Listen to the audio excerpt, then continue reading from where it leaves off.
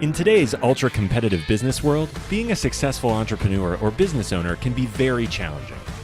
Fortunately, contemporary times have blessed us with resources for tackling those challenges and getting us to success more quickly than we could have imagined. Welcome to The Root of All Success with the real Jason Duncan, a podcast that explores how the world's most powerful entrepreneurs grow incredible companies. This podcast looks at the 5 keys to unlocking success as an entrepreneur. A successful educator turned entrepreneur, Jason's mission is to use his gifts of teaching and leadership to help others get the results they want out of life. Join Jason every week and learn the keys to grow a truly successful business. Hi there, welcome to the Root of All Success podcast with me, the real Jason Duncan. This is a podcast where I interview super successful entrepreneurs about how they grew incredible companies. And I've got this theory that there are 5 indisputable keys to success that every successful entrepreneur has gone through at some point, whether they knew it or not, to lead them to the success that they've achieved. Now, generally speaking, in this podcast, I talk to entrepreneurs who founded their own business without the help of a family business. They didn't use a franchise. They've created a business that generates more than $10 million in annual revenue, and they have an individual personal net worth of greater than $5 million. So generally speaking, that's who I have on the podcast, because I want you as listeners to understand how these people got successful, how they went through the process of becoming successful, and how you too can be successful. We're recording this live in Nashville, Tennessee at the Standard at the Smith House. We're in the Matador Room. So this is on YouTube and on all the audio podcast players as well. So if you're listening by audio, you should really go find this on YouTube so that you can see the room we're in. It's really phenomenal room. We're in the Matador Room at the Standard at the Smith House in Nashville. It's a private club and a restaurant, and this is 18,000 square feet of Southern sophistication style, and the proprietor is the great one and only Joshua Sterling Smith, and he's so kind to let us use this location to record. So if you're watching on YouTube, you get to see how cool this little room is. And today, for those of you that are watching, is this is where actually my guest and I are smoking some really nice cigars as we do the podcast today, which is not every guest wants to do that. That's fine, but we could do that here because we're at the Standard. So for those of you watching on YouTube, you see a little smoke wafting in the camera. That's what's going on. So today's podcast is brought to you by Results University. Are you ready for success? Results University is a premier online educational platform for entrepreneurs and business leaders. We teach 5 subject areas of entrepreneurship, leadership, sales, financial literacy, and we even have courses on spirituality and faith. It is designed to deliver world-class education content that takes 18 to 24 months to go through. It's completely self-guided. It's all online for a low monthly tuition. And if you are a listener to the podcast, you get a discount on your tuition. All you got to do is go to therootofallsuccess.com to find out more, or you can go to resultsuniversity.org/root. That's resultsuniversity.org/root to find out how you can get discount on tuition just for being a listener to the podcast. So thank you for being here with us today. We are also syndicated on the C-Suite Radio Network, so I want to say thanks to the C-Suite Radio Network for allowing our podcast to be on there with so many other amazing podcasts. All right, now let's get on with the episode for today. So my guest, Texas born and Tennessee raised, my guest has always had an entrepreneurial spirit. He has a desire to change the world. He was a straight A student, from what I could tell, based on our stories that he's told me over cigars and glasses of bourbon. Straight A student in college, graduated at the top of his class from Tennessee Tech University here in Tennessee. He's a dedicated husband with 2 beautiful little girls. He owns and operates many businesses that range from real estate to engineering, even technology. These businesses make Derek a very happy man. They bring in over $40 million annually in revenue. He is on a track 5-year plan to get to $500 million in revenue. And if anybody can do it, I know Derek well, and I know he'll be able to do that. So I want to welcome Derek Godwin to the show. So Derek, thank you for being here today, man. Jason, thanks for having me. I'm excited to be here. Well, so here's the thing. In my businesses, I've worked with a lot of engineers over the year. And you do not at all fit the engineer kind of the motif and what the engineers look like. I mean, how did you go from this straight A engineering student to have the swag that you have as a business owner? Well, I'm not the typical engineer. I get that a lot. I'm a good salesperson. I'm a closer. But, straight A student, people look at that and engineering degree, and you automatically get tagged as introverted and shy, which I'm probably a little bit of both, but we've set bigger goals that we can overcome, and my goals far outweigh any hesitation and shyness that I have. So we're able to be successful and talk and enjoy doing business with other people and pick up new clients and keep on going. I've known you, Derek, for a while, and we've become pretty good friends. We've actually gone camping together, done some things, so I've appreciated getting to know you. But what I think is really interesting about you, and I want to kind of talk about today, is how you went from, you were a straight A student in college, engineering track at one of the great engineering schools here in Tennessee. We're really in the Southeast. It's a great engineering school, Tennessee Tech, and you now own several businesses, are creating tremendous amounts of revenue, working all over the country, traveling a lot. So how did you go from like that engineer track to become super successful, like business owner? Tell us how that happened. So when I graduated college, it was during the recession, or just before the recession, Great Recession in '09, and I had a job at a company as an engineer, and we didn't have any work. So while other guys at work were playing cards all day and sitting around not doing anything, I got in one of the company vehicles and went out driving across the country and finding railroads to work for, because everybody has needs and show up at their doorstep and, hey, we can help you. And so, really it was because I had to. I wanted to eat. I didn't want to be unemployed, and we didn't have any money. And that's how I really got my start, and figured out I was really good at sales and, managing clients' expectations and making them feel comfortable with the work we're doing, and pick up more and more work and grow companies. So when did you move from, obviously it sounds like you were an employee at that point, just being a very ambitious employee who didn't have to wait to be told to go do something. You went out and did it on your own. But how'd you move from employee to business owner? So in 2013, I had an opportunity to go out on my own, and that's went out on my own because I was confident in my ability to sell, and confident in my ability to build relationships and complete work, and have an opportunity to continue doing the same work that I'd been doing for the past decade at that point. So when you made that decision, I mean, was that, hey, I've got a ton of money in the bank, I'm just going to go start this, if it fails, it's okay? Or tell us how you were able to get that off the ground, because that sounds like a big deal.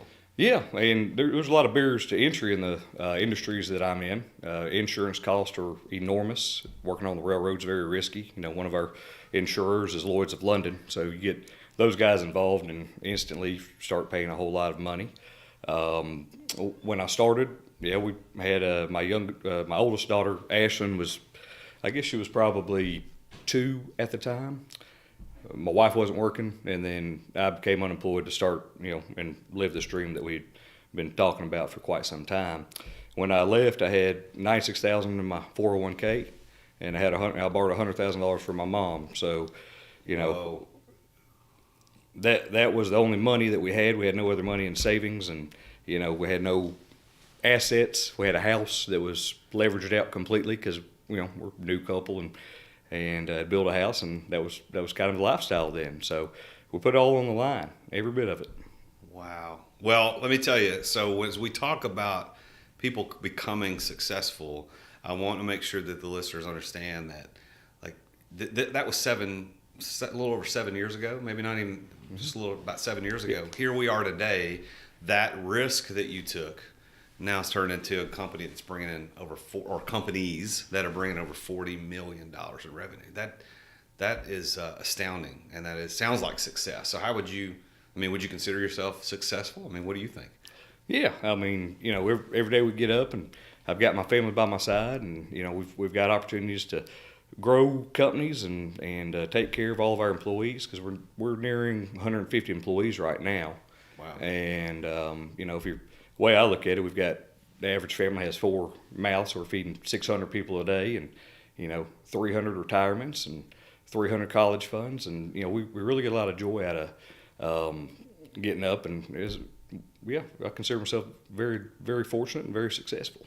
So what would you this is the root of all success. So we talk about success in general terms and define it. And then we talk about how you got to become successful, like what your journey was to get there. So let's start with what you would define success in your own words. And I know a lot of people have different definitions, and you could look up the dictionary definitions. They're all different. But what does Derek Godwin believe in his own words, the word success? What does that mean? And you're right, Jason. Success for everybody is different. And so, success for me is setting a goal with my wife and working together towards that goal. It doesn't mean you've reached that goal yet, but it's not a dollar amount. It's not it's very broad. I guess, it's a very broad window of what success actually is. Yeah, and it's not just about money, is it? That's correct. Have you known a lot of miserable millionaires? Yep. And hey, money makes you more of what you already are. So if you're miserable and or rude and you get a lot of money, you're just more miserable, more rude to people, and just magnifies what you already are.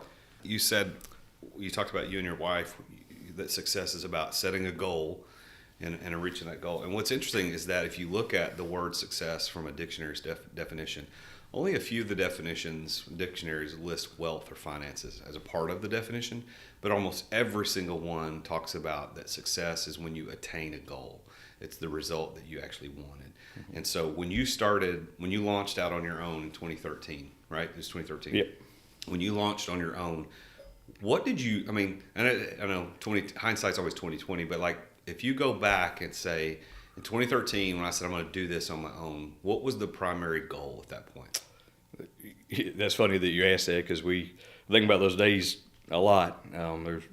My primary goal was to put food on the table for my family. It was very simple. I didn't see the opportunity at the time to grow a business and have lots of employees and be where we are today. That wasn't part of the vision then. So as we grow and set goals, we're continually updating what the end looks like, our end game. And that's why we're looking at $500 million of revenue now. It's unfathomable when you're at $0 of revenue and you're the only employee. It's $500 million. So recently, the lotteries were up to. Honestly, I don't keep up with it enough to know if anybody won. But previous to the recording of this episode, the lotteries were up to right at $1 billion. Mm-hmm. And I don't think people understand how much money that is. So for a guy like you, who obviously straight A student, very smart, and honestly, and I could say this, you're one of the most intelligent people I know, because you know stuff that most people don't know, and you figure stuff out. Your brain works different than a lot of people. But from a guy like you who was super smart, but worked for another company, started something from scratch essentially with borrowed money and a 401k, mom, and all that kind of stuff, to go from that 7-ish years ago to the potential within the next 3 to 5 years of being $500 million, that is absolutely astounding. Was there ever a moment in your journey where you said, this is stupid, we can't do this, I'm gonna go back to work for another company?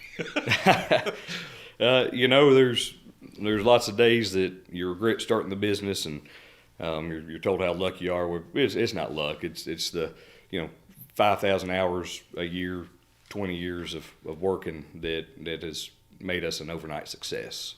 Yeah. It's nothing. There's nothing more to it than doing the right thing and taking care of relationships. And there's those nights where were days where I still to this day I work 72 hours straight, and sometimes I ask myself why.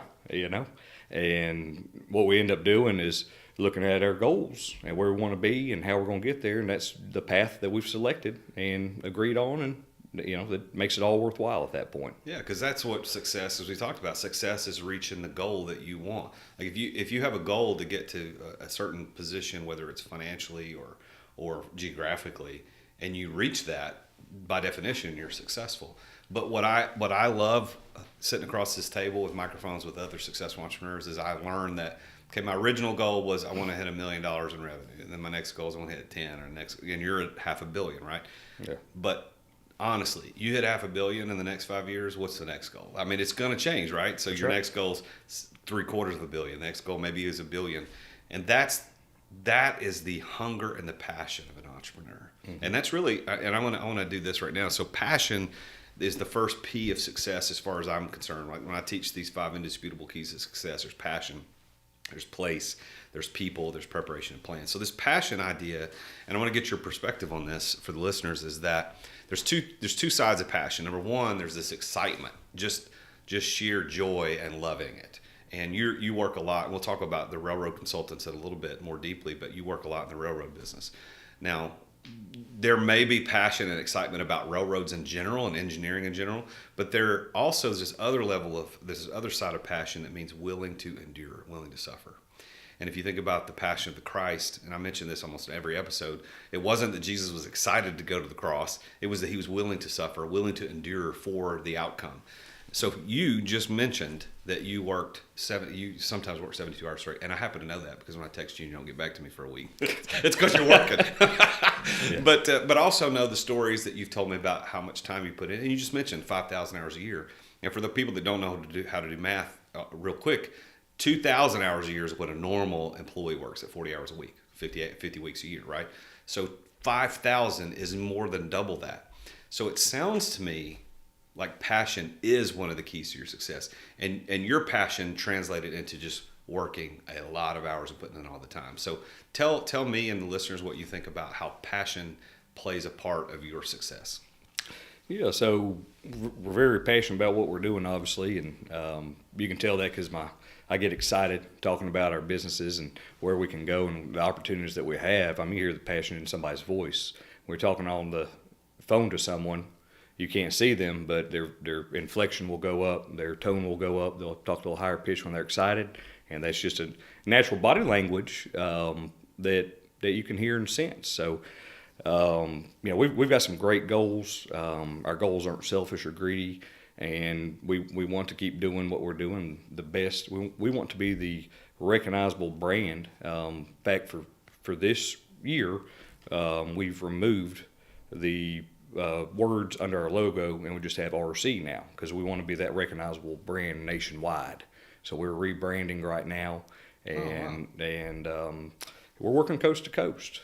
It's I mean, if you don't have the passion and the drive and the fire, we would have shut this thing down a long time ago. And it's not that we aren't content. I'm content every day of my life. If we never hit the $500 million, I'll be happy every day that we're here doing what we're doing and doing it with excellence. And so, it's not people to this day, people don't understand that goal. Now it's, did 40 million last year in revenue, and we're looking at, this year probably 75 to 80 million with what we kind of got on the books right now. So it's a very attainable goal. That's awesome. So let's talk about Railroad Consultants, RC, as you said, you're rebranding. So let's talk about that business. In general, what is it what services and products do you provide to your customers? Anything railroad, so is what we tell them. But we're a professional service firm, and we also do construction. We provide civil and structural engineering, mechanical, electrical engineering. We provide permitting, surveying. We're licensed. We've got staff that's licensed all 50 states on engineering, licensed in most states on construction. And that's really going to be the big growth is construction side. That'll be probably the largest growth that we'll have in all the companies. Just, we're working for a lot of the Class 1 railroads right now and getting in the door with the other Class 1s. And it's all about relationship, and also doing what you said you're going to do. But, that's how you build a relationship is, when we first got going, we risked it all a lot of times. And every day that we're out there, we're still basically risking it all, not in a risky sort of fashion. We put it all on the line, and we take the big jobs, and we're always successful doing it. But it takes a lot of pressure to do that, and a lot of coordination and good personnel. I mean, we wouldn't be where we are today without the staff and relationships that we have. Yeah. So passion and risk seem like they go together in your stories, that you are willing to risk, which is a suffer point, right? If you risk, there's this opportunity of loss, but you calculate that against what the opportunity of gain is if in fact it succeeds. And you can't, like people that say, well, I think a lot of entrepreneurs understand the concept that with great risk comes great reward. That's not always the case, but your great rewards certainly don't come without great risk. So with you risked a lot and you've been rewarded a lot with that. And that really has to play into your passion. Like there's something greater than just going out and playing with railroads and building bridges and tunnels and doing civil engineering and mechanical engineering. So on the passion side, I think I understand that, especially because I know you personally. I can see and understand the passion that you have for that. Let's talk about the second P and the success and how it may or may not have played into your story, and that's place. And I talk about this in terms of being at the right place at the right time. So you were born in Texas, moved to Tennessee at some point early in your childhood, ended up going to Tennessee Technology. I call it Tennessee Tech. What's the official name of Tennessee Tech? Tennessee Technological University. There you go, TTU. So you went to Tennessee Tech. Was that the right place at the right time to get you where you are? Or was there some other place you can point to, go, you know what, when I was at this place, that actually propelled me into where I am now? Yeah, Jason, there is. I grew up in a entrepreneurial family. Neither one of my parents went to college, and my dad ended up taking over a steel business that was essentially bankrupt and turned it around. In college, and it's my sophomore year, and my dad passed away. So the plan was always to work for Dad. We're going to grow the family business. We're going to, that was the plan. All the kids were going to work in there, and we were going to grow that sucker and make it. It was a steel fabrication shop, make it a nationwide brand, and do a lot of work. But I was on scholarships. I was able to put my scholarships on hold in co-op, and so there's a lot of things that aligned to put us where I am today. But in the end, it's just God's plan for what we're doing. Mm-hmm. And the amazing thing is there's been opportunities that I've passed up and then regretted. But at the end of the day, it was part of the plan. And because it would have prevented me from doing what I'm doing today. Yeah, we had a lot of opportunities, a lot of different things due to my relationships, and I passed some of them up and thought, man, I should have taken that opportunity and go work for this guy or started this company. And at the end of the day, we're living our purpose. We didn't start those companies and they were the good ideas, or didn't go down that path or work for this other company, at that time. And I would say it wasn't remorseful, but you do have those thoughts like, man, maybe I should have done that. And, looking at that 7-8 years later, well, we made the right decision. This was the guidance and the path that we were really supposed to be on. Yeah, our ability to adapt will always outperform our ability to plan, won't it? I mean, yep. We as entrepreneurs, we get smacked in the face a lot. I mean, things happen. One of the ways I kind of tell people about this when I talk about it is that, and I think you and I may have talked about this before, that in the life of an entrepreneur, there's this invisible horizontal line below which, when you go, you're done. Like you're out of business, probably bankrupt, and maybe people get hurt. Who knows? But the entrepreneur, the business owner, the founder, is the only one who knows how close you are to that line at any moment. Yeah, because it goes up and down, up and down, up and down like a heartbeat. And of course, you want it to go up further than it goes down at every given time. But for you, just like every other entrepreneur, you can point to places where we were really close to the line, and I had the opportunity to do X, and I chose not to. And at the time, I regretted it. But now I look back, I'm like, thank God I did not do that, because had I done that, it'd taken me a whole different path. Yeah. Okay, so let's talk about people in your life. So inevitably, when I talk to successful entrepreneurs like you, they can usually point at a person or two where they say, that person, guy, woman, whoever it was, really was the person that helped get me to that next level. Do you have a person or persons like that in your life that you can think about? Yeah. There's lots of people. There's people that gave me the chance on the railroad to start a company. Barrier to entry, I was, 28. Right at 29 years old when I started the company, and people don't have multi-million-dollar contracts with the railroad at 29 years old and no money. And, so we've got some guys with the railroad that said, hey, we'll give you an opportunity, but you got to sell yourself to upper management as far as your capabilities and working, but we will say, hey, we at least consider this guy, we'll set the meeting. And so, that was the first opportunity. I mean, without that, we wouldn't be here. It was just a dream at that point, figment of my imagination. And I mean, it's there's guys like that. And then my CFO, who's also my stepdad, he's like my real dad, but, he's helped companies grow from nothing to hundreds of millions of dollars. And I mean, he thinks we're going to do $1 billion in revenue. And wow. And he knows how to get deals done. His entire life, his CPA by trade, but for 41 years, all he did was acquisitions and mergers. And so we've grown this company one at a time up until this point. And that's hard. It's painful to grow one at a time. And I mean, we're starting to look at the M&A side, and biggest problem we're going to have there is finding the right company. There's a lot of opportunity right now, but we want to have the company that we can actually go in and rebrand and put our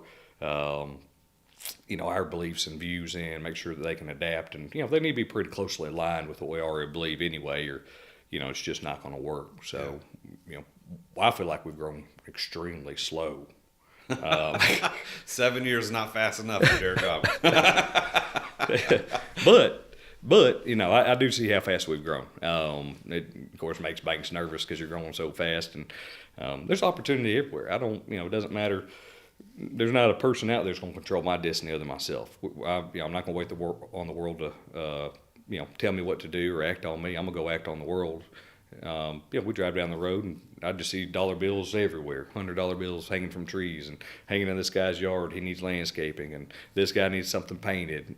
There's just opportunity everywhere. Yeah, and isn't that really what separates business owners from entrepreneurs? I mean, a business owner can take a business and run it, and as long as the systems are put in place and he or she can run that business, that's a business owner. And there's certainly accolades that are due to people that run successful businesses. But the entrepreneur is doing what you just discussed. It's about looking for opportunities. It's taking risks that a business owner wouldn't necessarily want to take. They just want to work in a known system. Where an entrepreneur, the difference between an entrepreneur and a business owner is they want to risk things, and they're willing to innovate things. They're looking for opportunities. And it sounds to me like that's exactly what you did in your career. So you talked about the risks that you made in terms of time, and there were some money risks. Were there any other risks that you've taken that you would want to share, like this happened or I did this? It sounded stupid at the time, but it turned into $10 million opportunity. Yeah. I mean, obviously the risk of starting first company. I had everyone tell me, no, don't do it, but they didn't understand, and they still don't understand. Like, well, yeah, you were right. You're lucky. To this day, I'm still lucky, just a lucky guy. The harder you work, the luckier you get. That's my response to them. And as far as risks, now we had one client that we wanted to do some work for, and they required 30 people on standby to do this work, and so I said, all right, we got it done. And I had 7 days to hire, train, do background checks and drug tests on 15 people. And then I had 2 weeks to get the other 15 on board. Wow. And that was at the point, that was about 3 or 4 years in the company. And, there's a new service we want to add, and we want to be competitive in the marketplace, and it was a good opportunity. So we went out and hired 30 people without having any work. And so we, then I sold all the work, thank God, had everybody working within about a 2-month period. Mm-hmm. But that was, banks don't like that. They don't understand that I'm confident in my ability to sell. And to this day, I'm still doing everything I tell them that I'm going to do, and have met all the obligations and timelines and commitments that we've always told them. In fact, we beat them. Our projections, every year, we blow them out of the water. I give them what they don't think is a conservative projection. I give them what I think is very conservative, and then we end up doubling that a lot of years. And it's always fun though. It's we aim for the moon, and miss, we're among the stars, and every year we far exceed our projections from the year before. I think it's interesting too now, and only an entrepreneur with the experience that you have and the experiences that I've had would know that having a banker on your team that understands the entrepreneurial mindset is extremely important, because I've gone through bankers who simply were not entrepreneurial, and they're like, look, if it doesn't make sense on paper, I don't even want to talk about it. And then I currently, thank goodness, I have a banker now who understands. He actually was an entrepreneur, had a business before he went into banking, and so he understands what risks there are. So when I go into him and tell him something crazy, he's like, yeah, we can do that. Yeah. So having that banker is really, really important. Yeah, finance can make or break you. Yep. We're growing so fast, obviously need a lot of capital, which we've got capital retention plans in place. And of course, we've got lots of people want to throw money at us and invest that we know out there. And, we weren't going to give anything up. We've got big places we're going, and we've got a great banking team. Then, of course, our CFO used to be on a board loan committee. He was the head of that for some large regional banks here, and he knows how negotiations work. And so we've got, every time he walks in the door, they already look defeated when we go talk to them, because they're going to give us whatever we need, and it's going to be the best daggone price you can get. That's awesome. Well, so we talked about passion, we talked about place, we talked about people. So the last two P's I talk about, the first of the last two is preparation. And what I mean by that when I talk about preparation is I talk about you've got to be prepared to be successful in the thing that you're doing. So for you are in primarily in the engineering space, in railroads, generally speaking. But your preparation, it sounds to me like, was okay. My dad had this steel company, which there's some engineering involved in that. You went to school to get a degree in engineering. Was that your preparation to help you be successful, or was there other things that you would point to? Was it a coach? Is it a mentor? Was it a certification class? How did you get prepared to be a $40 million company 7 years in? I guess at the end of the day, you spent my whole life preparing for this. Dad was always entrepreneurial. We really didn't have anything growing up, but hard work, integrity, and we did worked on construction projects every weekend with my dad. We were building decks for somebody. We were building handicap ramps for people. We were cleaning gutters. We were, doing, work for the community, whatever it may be. But it was every single weekend we were doing something. Some weekends it was at the house, we're cutting firewood and bringing it home and splitting the firewood, then stacking the firewood. And so, we just grew up working. That was part of life. And that's something that's really missing from where we are today and this next generation coming up. It's work ethic. But talk about your college experience, because a lot of times I mention on the podcast when I'm talking to entrepreneurs, about 50% of them went to college, 50% didn't. It doesn't seem to be a strong indicator of success, generally speaking. But then there are specific things like what you're doing with engineering that it requires. Like, so if you wanted to be a teacher, a doctor, a lawyer, engineer, et cetera, you almost have to have that degree, at least in my eyes, in order to do it. So what part did your college degree play and prepare you for success? There's probably a controversial topic, I guess, as you know. I went to school to be an engineer. I'll tell you, I guess naivety or whatever you want to say. I was the youngest of three. My brother's 2 years older, and 2.5 years older, so it's 3 years ahead in school based on our birthdays. And he's going to school of engineering. I was like, all right, I guess I'm going to go be an engineer because I'll do it better than him. And that was literally how much thought I put into what profession I was going into. Wow. But I mean, we're going to work for Dad and run the company, run the family business or do something anyway.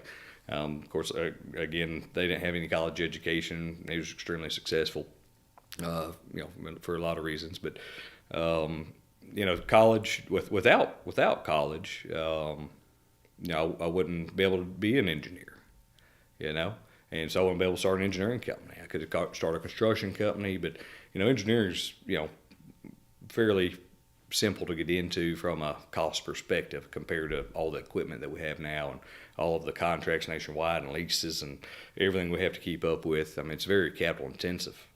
Construction side is. So, as far as college prepared me, we had some really good professors that are no longer with us, but they were the old school professors, and you couldn't miss a day of class or you automatically got a B. If you missed 2 days, you got a C. If you missed more than two, that was assuming you had 100%. He would scale you back that far. And if you missed more than 2 days, you failed, had to retake it. I mean, you couldn't be late. But at the end of the day, they taught us how to derive formulas and think and not just give you an answer. So they really gave us a fishing pole and taught us how to fish versus just feeding us like some of the other professors do. And something it's more and more prevalent in this days. Here's the formula, but we learn the reason behind the formula. We learn how to develop that and derive that. And I still to this day can do that, And so really, college I was kind of a loner in college. Went to class and did all the work on my own, and that's probably the biggest thing is that I got from college is the derivations and learning how to think a different way and not just being provided an answer. And I was already a critical thinker, but problem solver, that sort of thing. That's always been my cup of tea. But why I was so good in college, because I was prepared for that. It just helped magnify what I was already doing. So when we talk about preparation, that also leads to the last of the 5 P's that I talk about, and that's plan.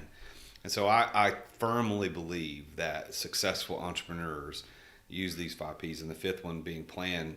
I believe that there was a plan, and the plan isn't business plan. Like a lot of people think, oh, well, so I got to have a business plan to be successful. No, not necessarily, because I grew up a multi-million-dollar company without a business plan. I don't know whether or not you had a written business plan, but what I find is that most entrepreneurs didn't. They didn't have a written business plan. So what I mean by the word plan is the strategy and the strategy to obtain and deploy the resources required to be successful. So you mentioned in your story that in order to go out on your own, the insurance costs were, well, first of all, you had to have it, but they were astronomical. Right. So your plan, it sounds to me, your plan was, I will figure out how to get the resources required, which includes insurance, no matter what it takes. And you went and borrowed the money, as you just said, to pay for the insurance premiums. So tell us about how the plan, and not written business plan, although if you had one, I'd be happy to hear about that. And as a matter of fact, I teach in my university how to write a business plan, but I also make sure that students understand this is not a prerequisite for success, but rather you need a plan to get the resources. So talk us about how your plan worked to get the resources you needed. Yeah, so I don't have a written business plan right now, and never really have. We're growing and changing so fast. It changes every day. We're growing exponentially, not linearly. We don't have those plateaus and dips. We keep everybody busy. We've never to this day laid anybody off for lack of work, and intend to keep that tradition alive because we see opportunity out there. As far as resources and plan, it's all about relationships and abilities and having confidence. Again, for example, when we hired the 30 people in 2 weeks and had commitments to have them on site and trained and background checked and all those commitments we did. I didn't have a plan. They called me. I was like, yeah, we can do it. And I got at that point we had 16 people in the company. So we doubled. Yeah. We grew 200%. Yeah, so tripled in size in that amount of period, which about bankrupted us because we have all these people we got to pay, and they do the work, and all our clients pay us. But you do the work for 30 days, you invoice, you get paid 30 days later. So you got this carrying cost for 60 days. Well, I wasn't prepared for that. But you know what? We figured it out. And I don't sit there and negotiate with clients, and I'm the closer. Negotiate with clients. Just tell me where we need to be, and then we'll figure out how to make it happen. We don't need to go back and forth 15 times. It's like a used car salesman or car salesman in general, any kind of salesman. Just tell me what you want. Tell me that expectation. Tell me that number that you're looking for. If I can make it happen, I daggum will. And we just did one today. That's why I was a few minutes late getting here. I was working, and this is something I do about every day anyway, but I was working on another proposal, and they finally gave me the number last night when they be at, and I didn't even revise it. Said, "We'll do it for this amount, and I'll figure out the rest of it, and we'll figure out how to save money, figure out how to do it better and more efficient, and we'll make money on the project." But we've also picked up a good client today. Yeah. Well, that every day. That concept, I refer to what you just described as fake it till you make it. And I know there's a lot of gurus that talk about fake it till you make it is not, there's no integrity in that, and that's an 80s thing, right? But here's what I think about it. I think that you faked it till you made it, but you never lied to anybody. You just said, like they said, hey, you need 30 people. And you're like, okay, we got it. We can do it. And because you knew and you're betting on yourself, I have a plan to get those resources. That happened to human capital resources, not financial resources. I have a plan to do it. So I can fake that I have it ready because I know that I will get it ready. And it's not, you didn't lie to anybody. You're not being less than integrous. And to this day, that has paid off in dividends for you, right? Yeah, oh, absolutely, and that's one of the biggest segments of our business right now is that division that we open. And for example, the fake till you make it does have a lot of negative connotations, but I've never lied to anybody. They didn't say I had to have 30 that day. They said you have to have 30 people to do this work, and you have to have them by this day. And I said okay, we got real busy. I can go make it happen. I said, we got our last guy. I remember we got our last guy trained at like 1 a.m. on Monday morning when he was supposed to be on site at 6 a.m. 5 hours before the deadline, and we made it happen. Wow. But a lot of people have great ideas. They never react. They never do anything with them. I mean, if they're too scared, they freeze up. I'm not one of those. Well, yeah, let's commit, then I'll figure it out.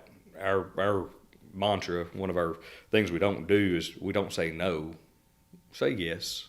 I mean, as long as it's got integrity and no issues along those lines, but we're yes men. Yeah, we can make it happen. Anything, we make anything happen. We prove that time and time and time again. Have yet to stumble or fail on that. Now we've had some close ones. We're like, whoo, man, I'm glad we pulled that off. But you do that one time, you pick up a client for life. And railroad, they've been around for since the 1830s, building railroads here in the U.S.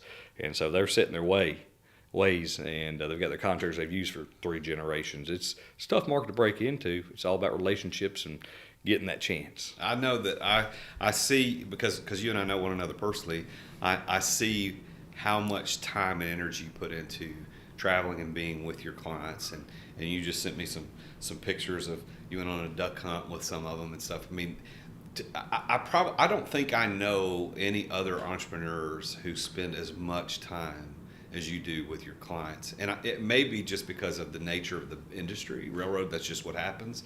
But I don't know a lot of people that do that. What made you, is that a nature of the industry, or is that just part of your nature? Probably more my nature. Relationships again are key. We believe that. I mean, that's safety and relationships, and we want to make money, and we want to have these goals met, but we aren't whining and dining. We're really friends with these guys. They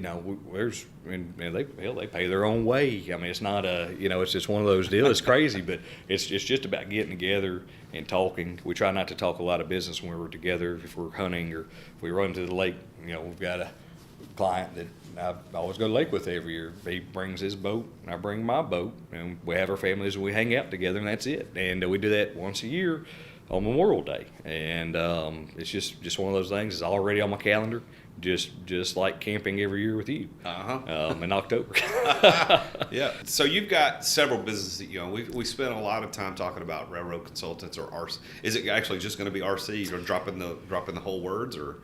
Well, Still working on it. Yeah, still working on that. But we've got, RC is good because we've got, like railroad consultants. We've got railroad construction, railroad conglomeration, whatever we may end up coming up with in the future. But RC will be the logo and the brand going forward. Not sure that's going to be the name. If you look at Nike, they've got the swoosh, but everybody knows that it means Nike. Right. And so, at the end of the day, we want people to see RC and think railroad guys. They can do it all. Anything railroad. So the other businesses that you have that are contributing to your success, do you have any that you want to kind of specifically mention that you're doing?